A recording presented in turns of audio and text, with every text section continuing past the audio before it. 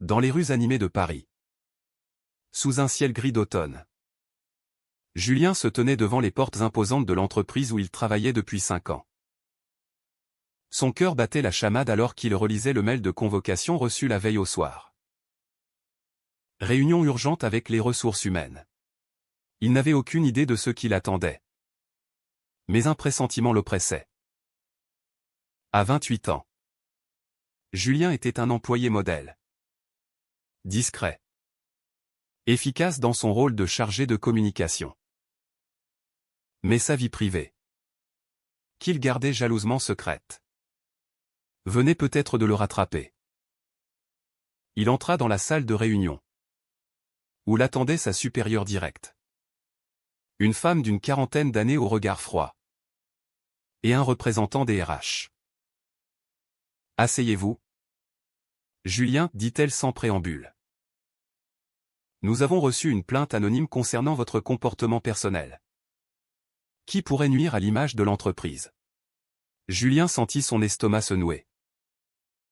La plainte portait sur sa relation avec Alexandre, un professeur d'art de 30 ans qu'il avait rencontré 2 ans plus tôt lors d'une exposition à Montmartre. Leur amour était né d'un coup de foudre artistique. Mais dans une France encore marquée par des préjugés.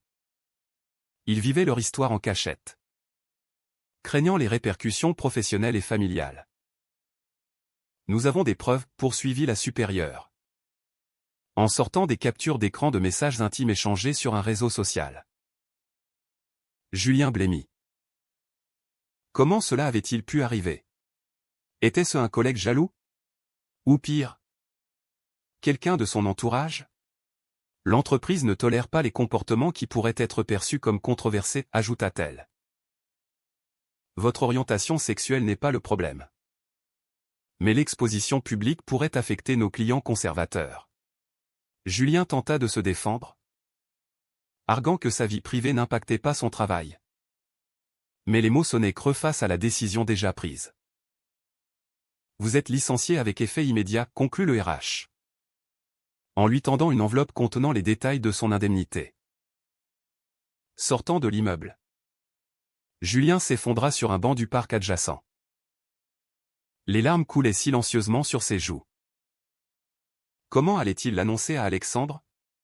Leur relation était déjà fragile, minée par les pressions familiales. La famille de Julien, originaire de la banlieue conservatrice de Lyon, ignorait tout de son homosexualité. Son père, un ouvrier à la retraite, avait souvent exprimé son mépris pour ces gens-là, comme il les appelait. Sa mère, plus tolérante en apparence, craignait le qu'en dira-t-on du voisinage. Julien avait toujours marché sur des œufs, évitant les sujets personnels lors des visites familiales. Alexandre, de son côté, vivait une situation tout aussi compliquée. Issu d'une famille bourgeoise parisienne, il avait révélé son orientation à ses parents à l'âge de 20 ans, provoquant un scandale. Son père, un avocat renommé, l'avait renié pendant des années, ne reprenant contact que récemment. À contre-cœur. Sa mère, quant à elle, oscillait entre acceptation forcée et tentative de guérison par des thérapies douteuses. Alexandre enseignait l'art dans un lycée public, où il devait constamment veiller à ne pas laisser transparaître sa vie privée, de peur d'être jugé par les parents d'élèves ou la direction. Ce soir-là, Julien rentra dans leur petit appartement du Marais, le quartier gay-friendly de Paris. Mais même là, il se sentait exposé. Alexandre l'attendait avec un dîner préparé. Un geste d'amour quotidien qui les aidait à surmonter les épreuves. « Qu'est-ce qui s'est passé ?» demanda Alexandre en voyant le visage défait de Julien. Celui-ci éclata en sanglots, racontant tout, la plainte, le licenciement, la trahison anonyme. Alexandre le serra dans ses bras. Mais au fond de lui, une peur viscérale s'installait. Était-ce le début de la fin? Leur amour survivrait-il à cette tempête? Les jours suivants furent un tourbillon d'émotions. Julien chercha du travail, envoyant des CV à tour de bras. Mais chaque refus ravivait sa colère. Il suspectait un collègue, Marc, un ambitieux qui avait toujours convoité son poste. Marc avait surpris une conversation téléphonique intime un jour au bureau. Et son regard avait changé depuis. Julien décida de confronter Marc, l'appelant pour un café amical. Assis dans un bistrot du quartier latin, Julien alla droit au but, c'était toi. N'est-ce pas? La plainte anonyme. Marc nia. Mais son hésitation le trahit. Écoute, Julien. Ce n'est pas personnel. L'entreprise a des standards. Et puis, avec tes choix de vie, tu risquais de nous nuire à tous. La confrontation tourna au vinaigre. Julien, habituellement calme, explosa, mes choix de vie? C'est de l'amour. Marc. Pas un crime. Marc partit en claquant la porte, laissant Julien seul avec sa rage. Rentré chez lui, il raconta la scène à Alexandre, qui le mit en garde, ne te mets pas en danger. On doit être prudent. Mais Julien sentait une fracture se creuser. Alexandre, plus expérimenté dans les discriminations, prônait la discrétion. Tandis que Julien, galvanisé par l'injustice, voulait se battre ouvertement. Pendant ce temps, la famille de Julien apprit la nouvelle du licenciement par un appel innocent de sa mère. Qu'est-ce qui s'est passé? Mon fils? Tu étais si stable là-bas. Julien esquiva, prétextant une restructuration. Mais le mensonge pesait lourd. Il savait que la vérité éclaterait un jour. Et ce jour-là, il risquait de perdre plus que son emploi. Au milieu de ce chaos, une lueur d'espoir apparut. Alexandre, en aidant une élève autiste dans son lycée, rencontra par hasard le père de celle-ci, un PDG millionnaire nommé Victor Laurent. L'élève, Sophie, 12 ans, avait du mal à s'exprimer. Mais l'art l'apaisait. Alexandre passa des heures supplémentaires à l'aider, sans rien demander en retour. Victor, impressionné par la dévotion d'Alexandre, l'invita à dîner pour le remercier. Vous avez un don avec les enfants, dit Victor. Alexandre, flatté, accepta, ignorant que cette rencontre allait tout bouleverser. Le dîner eut lieu dans un restaurant étoilé des Champs-Élysées. Victor Laurent, la cinquantaine, charismatique et imposant, était le PDG d'une multinationale high-tech. Veuf depuis 5 ans, il élevait seul Sophie, sa fille unique atteinte d'autisme. Sophie parle de vous tout le temps, confia Victor. C'est rare qu'elle s'ouvre comme ça. Alexandre, touché, raconta ses méthodes pédagogiques, inspiré de sa propre lutte contre les normes sociales. Sans le vouloir, il glissa une allusion à sa vie personnelle, j'ai appris à embrasser mes différences. Comme Sophie les siennes. Victor hocha la tête, semblant compréhensif. La soirée se passa bien. Mais le lendemain, Alexandre reçut un appel de son directeur de lycée. Monsieur Laurent a contacté l'établissement. Il veut vous recommander pour un poste mieux payé dans une école privée. Alexandre fut stupéfait. Était-ce une opportunité ou un piège? Il en parla à Julien, qui se méfia, fais attention. Ces gens puissants ont toujours un agenda. Pendant ce temps, Julien luttait avec son chômage. Les entretiens se succédaient. Mais à chaque fois, la question de son départ précédent revenait. Pourquoi avez-vous quitté votre poste? Il mentait. Mais la vérité le rongeait. Un soir, ivre de frustration, il confia à Alexandre son envie de tout révéler à sa famille. Je ne peux plus vivre dans le mensonge. Alexandre, paniqué, argumenta, attends. Pense aux conséquences. Mon père m'a renié pendant des années. Tu n'es pas prêt pour ça. La dispute éclata. Julien accusa Alexandre d'être lâche, de prioriser sa carrière sur leur amour. Tu veux qu'on se cache éternellement?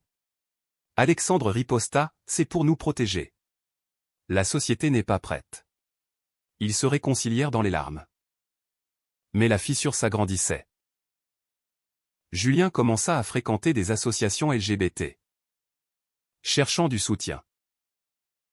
Là, il rencontra d'autres hommes dans des situations similaires, ce qui l'encouragea à s'affirmer. Victor, de son côté, enquêta discrètement sur Alexandre. Il découvrit sa relation avec Julien via des réseaux sociaux mal protégés. Au lieu de reculer, Victor fut intrigué. Lui-même avait eu un frère gay, décédé jeune dans un accident, et qu'il n'avait pas su soutenir. Pris de remords, il décida d'intervenir. Il contacta l'ancienne entreprise de Julien, apprenant les détails du licenciement. Furieux contre la discrimination, il utilisa son influence pour faire pression sur la direction. Un matin, Julien reçut un appel anonyme, revenez au bureau. Votre licenciement est annulé. Stupéfait, il s'y rendit, où sa supérieure l'accueillit avec des excuses forcées. Une erreur administrative. Julien soupçonna une intervention extérieure. Mais qui? Il interrogea Marc. Qui avoua, c'est Laurent, le PDG. Il a menacé de retirer ses investissements si on ne te réintégrait pas. Julien confronta Alexandre, c'est toi qui as parlé de moi à Victor? Alexandre admit, pas directement. Mais il a fouillé. Julien se sentit trahi. Tu as exposé notre vie privée sans me demander. La dispute fut violente. Julien claqua la porte, allant se réfugier chez un ami de l'association. Seul, Alexandre réfléchit à ses choix. Avait-il eu raison d'accepter l'aide de Victor? Était-ce une dette qu'il regretterait? Pendant ce temps, la famille de Julien pressait pour une visite. Viens à Lyon ce week-end, insista sa mère. Julien, fragilisé, accepta, espérant trouver du réconfort. Mais sur place, son père, suspicieux, fouilla son téléphone pendant qu'il dormait. Il découvrit des messages d'Alexandre. Le lendemain, confrontation familiale explosive. C'est vrai? Tu es. Comme ça, tonna le père. Julien, dos au mur. Avoua, oui. Papa. J'aime un homme. Le père explosa, traitant Julien de tous les noms, invoquant la morale et la religion. La mère pleura, partagée entre amour maternel et peur sociale. Julien rentra à Paris brisé. Il appela Alexandre, qui accourut. Ils se réconcilièrent. Mais le dommage était fait. Victor, apprenant la situation, invita les deux à un déjeuner. Je veux vous aider, dit-il. J'ai perdu mon frère à cause de préjugés. Ne laissez pas ça vous détruire. Julien, méfiant, accepta à contre-cœur. Victor proposa un poste à Julien dans sa société. Et à Alexandre. Un rôle de tuteur privé pour Sophie. Mais à une condition, assumez qui vous êtes publiquement. C'est la seule façon de changer les choses. La proposition divisa le couple. Julien y vit une opportunité de revanche. Alexandre une exposition risquée. Et si ça tourne mal, demanda Alexandre. On paiera le prix, répondit Julien.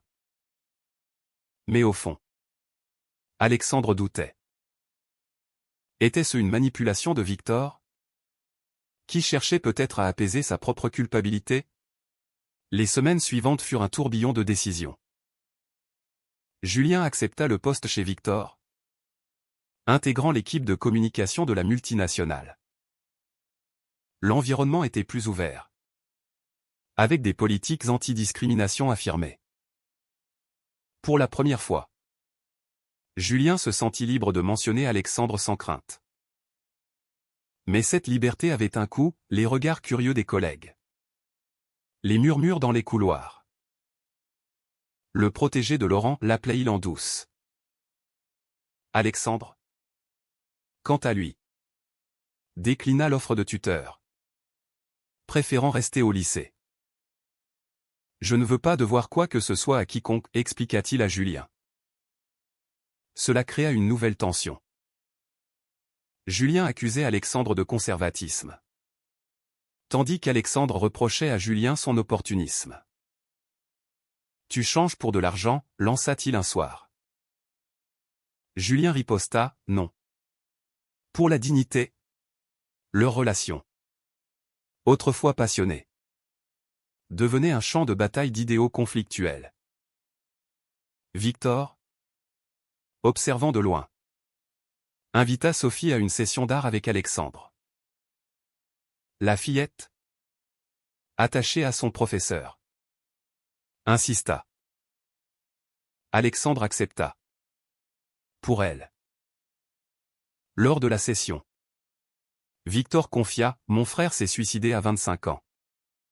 Rejeté par notre famille. J'aurais dû le défendre. Alexandre, ému, partagea ses propres blessures familiales. Mon père m'a dit que j'étais une honte. Victor proposa alors une alliance inattendue, aidez-moi à sensibiliser l'entreprise aux questions LGBT. En échange, je soutiens votre couple. Julien. Informé. Vie rouge. Il nous utilise pour sa rédemption. Mais Alexandre, touché par l'histoire de Victor, hésita. Cette hésitation culmina en une trahison perçue. Lors d'une soirée d'entreprise. Julien, sous pression, révéla publiquement sa relation, remerciant Victor. Alexandre, absent, l'a pris par un appel, tu as parlé de nous sans moi. Furieux, il confronta Julien, c'était notre secret. Julien défendit, c'est pour notre bien. Mais Alexandre se sentit exposé. Vulnérable. La rupture sembla inévitable. Alexandre partit chez ses parents, cherchant du recul. Son père, adouci par les ans, écouta pour la première fois. J'ai eu tort, admit-il. Mais la société. Alexandre coupa, la société change si on la force. Encouragé. Il rentra, prêt à pardonner. Mais Julien, rongé par la culpabilité, avait commis une erreur, ivre. Il avait flirté avec un collègue lors d'une after-work, cherchant une échappatoire à la solitude. Le collègue, opportuniste, envoya des photos à Alexandre anonymement. Celui-ci, dévasté, confronta Julien, comment as-tu pu? Julien nia tout rapport physique, mais admit le flirt. J'étais perdu. Alexandre, brisé, parti. Je ne peux plus te faire confiance. Seul dans l'appartement. Julien s'effondra, réalisant le prix de ses choix impulsifs. Victor, apprenant la séparation, intervint. Il invita Alexandre à un café. Ne laissez pas la peur gagner. Mais Alexandre accusa, c'est vous qui avez tout déclenché avec votre aide.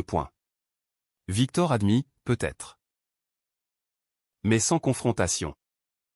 Rien ne change. Alexandre réfléchit, pesant les dommages. Sophie, innocente, appela Alexandre, pourquoi tu ne viens plus? Touché. Il reprit les sessions, croisant Victor. Pendant ce temps, la famille de Julien tenta une réconciliation. Le père, après une crise cardiaque mineure, appela, reviens. Fils.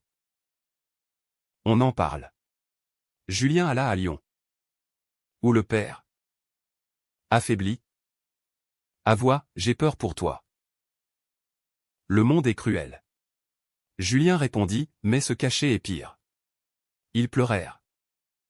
Un premier pas vers l'acceptation. De retour à Paris, Julien chercha Alexandre. Il le trouva au lycée, enseignant avec passion. Pardonne-moi, implora-t-il. Alexandre, les yeux humides, répondit, j'ai besoin de temps. Mais un appel de Victor changea tout, Sophie avait fait une crise, réclamant Alexandre. Ensemble, ils allèrent chez Victor, où Sophie les unit involontairement. En la calmant, ils se regardèrent, l'amour intact malgré les blessures. La crise de Sophie fut un tournant. Victor, reconnaissant, organisa une conférence interne sur la diversité, invitant Julien et Alexandre comme témoins. Julien accepta. Alexandre hésita mais céda pour Sophie. Lors de l'événement, Julien parla de son licenciement, de la discrimination. Alexandre ajouta, l'amour n'est pas un choix. Mais le cacher en est un qui détruit. Le public applaudit. Mais dehors, des manifestants conservateurs protestaient, rappelant les divisions sociétales. Cette exposition attira l'attention médiatique. Un article dans Le Monde dépeignit leur histoire, provoquant des réactions mixtes. Des soutiens affluèrent, mais aussi des menaces anonymes. Julien reçut des mails haineux. Alexandre des appels au lycée. Démissionner. Pédagogue pervers, disait-il. Le directeur, sous pression, suggéra une mise à pied temporaire. Alexandre, outré, refusa, je me bats. La famille d'Alexandre réagit. Le père, lisant l'article, appela, je suis fier de toi. Une réconciliation inattendue. Chez Julien, le père, influencé par l'actualité, envoya un message, sois prudent. Mais sois toi. Ces soutiens renforcèrent le couple, qui se reforma lentement, apprenant de leurs erreurs. Mais Victor révéla un secret, il avait orchestré la plainte initiale contre Julien, via un contact, pour tester la résilience du couple et apaiser sa propre culpabilité. Je voulais vous forcer à affronter, avoua-t-il. Julien, furieux, démissionna, vous avez joué avec nos vies. Alexandre, choqué, coupa les ponts avec Victor. Sophie pleura. Mais Alexandre promit de la voir en privé. Le couple, uni par l'adversité, déménagea en province, cherchant la paix. Julien trouva un emploi freelance. Alexandre continua d'enseigner. Leur amour, forgé dans le feu, devint plus fort. mais marqués par les cicatrices. Ils engagèrent des actions légales contre l'ancienne entreprise, gagnant un procès symbolique contre la discrimination. Des années plus tard, assis dans un café lyonnais avec leur famille réconciliée, ils réfléchissaient. Était-ce le prix à payer, demanda Julien. Alexandre sourit, oui. Pour la liberté. Mais la question persiste, Victor a-t-il eu raison d'intervenir? Forçant le changement au prix de la souffrance. Ou son ingérence était-elle une trahison morale impardonnable?